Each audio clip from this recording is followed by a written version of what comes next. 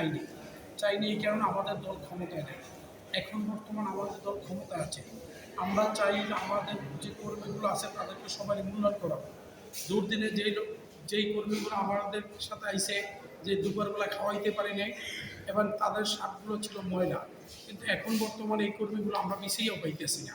পাইনি এই কারণে যেই আজকে বিএনপি সরকার ক্ষমতা এসে প্রায় 5 মাস হয়ে গেছে, কিন্তু আমরা তাদেরকে পাইতেছি না খুঁজা, কিন্তু পাইনি এই কারণে যে তাদের জন্য আমরা কিছু করতে পারতেছি না। জুলাই আন্দোলনে আমি সহ আমার হকার শ্রমিক দলের বহুত ভাইরা আহত হয়েছে এবং বিভিন্ন জায়গায় আহত হয়েছে, এগুলো আমার কাছে বহুত ডকুমেন্ট আছে।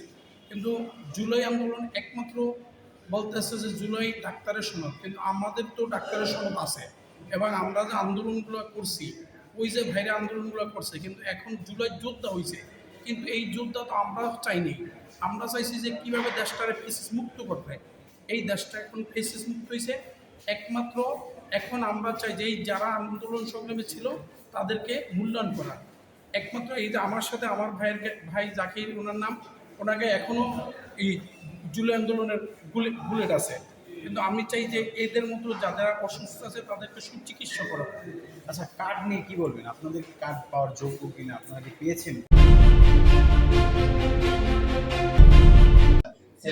কথা রাখছেন, কথা বলছেন, আমি আশা করব যে শিমুল ভাই, আমরা গত 57 বছরে যা প্রত্যাশা করেছিলাম যা পাইনি, শিমুল ভাইয়ের নেতৃত্বে আমরা সার্বিক ঐক্যবদ্ধভাবে আগামী দিনে শ্রমিকদের জন্য কার্যকর একটি কিছু হবে, এই প্রত্যাশা আমরা রাখতে চাই। নতুবা বারবার জুলাই গণঅভ্যুত্থান হবে না, বারবার 71 আসবে না, কিন্তু মানুষ প্রাণ দিবে, সাধারণ মানুষ জীবন দিবে তাদের জীবন মান উন্নয়নের জন্য।